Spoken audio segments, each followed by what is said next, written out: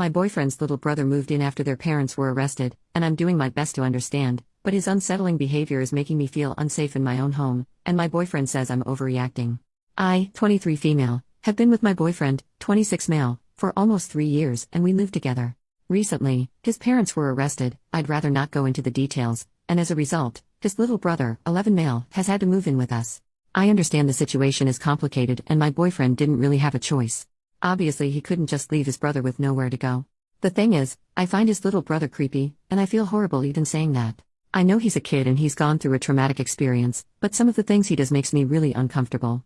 For instance, he stares at me a lot, like almost all the time when we're in the same room. I'll catch him just watching me, and it's unsettling. He also has this habit of walking into our bedroom without knocking, especially when my boyfriend is out.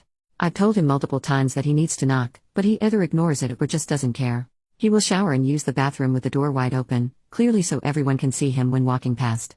Even though I have told him he needs to keep the door closed when he's in there. One time, I had just gotten out of the shower and was in my towel when I walked into the bedroom, and he was just standing there, staring at me. I asked him what he was doing, and he didn't even answer, just kept staring before finally walking away. I brought this up to my boyfriend, but he brushed it off, saying his brother is probably just adjusting to everything and doesn't mean any harm. I lent him my laptop because he said he needed it for homework, and when I got it back it was completely filled with corn, like he had downloaded corn. It was in the search history. I told my boyfriend he needed to speak with him, but my boyfriend says it's normal for a boy his age. He just told me to clear the search history and delete what he downloaded. But he is not being normal, he is weirding me out and I feel bad even saying it. I get that this kid is dealing with a lot, losing his parents like that is traumatic, but at the same time I feel like my feelings are being dismissed. My boyfriend says I'm overreacting, but I honestly feel really uncomfortable in my own home now. I even find myself avoiding being alone with his brother because it just feels weird. I don't know if I am overreacting, like I understand giving some leeway because of everything that's happened in his life, but he is really weirding me out. Any advice on how to handle this would be really appreciated. Top comments. Commenter number 1. This kid has serious issues and needs to be in therapy. Like now, this is way beyond what you should be getting advice online for. It's super concerning that your boyfriend isn't taking it seriously and is dismissing your feelings. He's undoubtedly feeling really overwhelmed right now, but that's no reason to put so much of this on you. In my opinion, you need to put your foot down and tell your boyfriend that if he won't take it seriously and get his brother help, that you don't feel safe and comfortable in the home and you're leaving. Make it clear you're not saying it's me or your brother, it's everyone's mental health. Commenter number 2. I'm not sure anyone has mentioned this yet, but some of his behaviors indicate sexual trauma or child abuse. Being hypersexual, doing age-inappropriate things, not understanding physical boundaries, and seeking corn at 11 years of age are all indicators that this child has witnessed, experienced, or been exposed to things that were inappropriate.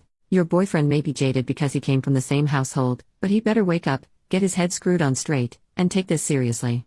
Allowing an 11-year-old to knowingly have access to corn is considered sexual abuse and child endangerment in some places. I understand your feelings. They're valid. Something is off with this child. However, before you jump straight to fearing him, try to put his behavior into perspective and look at things from a different point of view.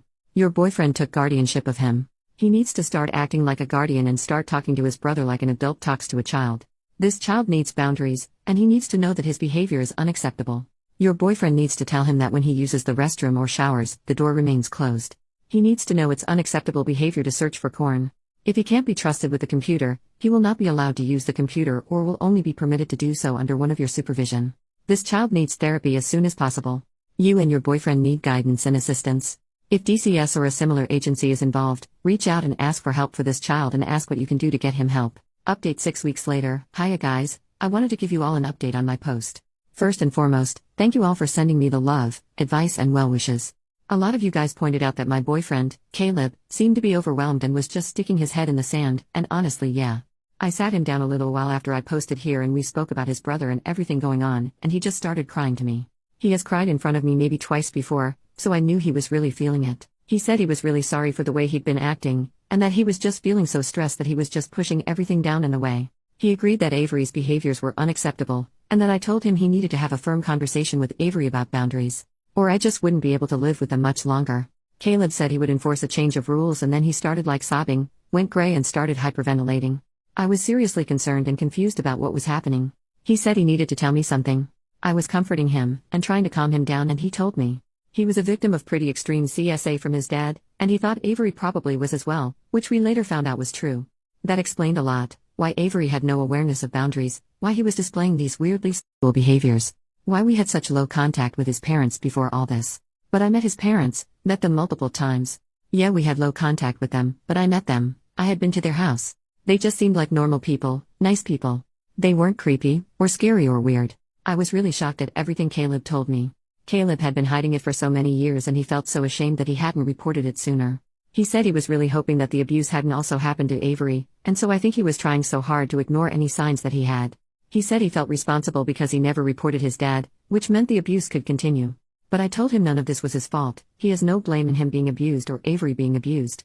We sought advice on what to do. We reported what Caleb had said to the police and to social services. Both Avery and Caleb were interviewed, but we haven't heard much back from the police about anything that might happen next. They said it could be a long process if they managed to bring any charges at all. Social services started giving us some more support. Avery has been behaving a lot better since. He's been listening to boundaries more. He's actually changed a lot in the short time since I posted here last. He's come out a bit more as a pretty charming and charismatic boy. Even though if I'm totally honest he's still a little weird, but maybe that's to be expected after having the life he had. I got him into Scouts and he's made a pack of really close friends, who have even come over a few times. He's been getting on well with school, although they said he's only on KS1 level work, but I'm sure he'll catch up in time. And even if not, it's not the end of the world. Thank you all again.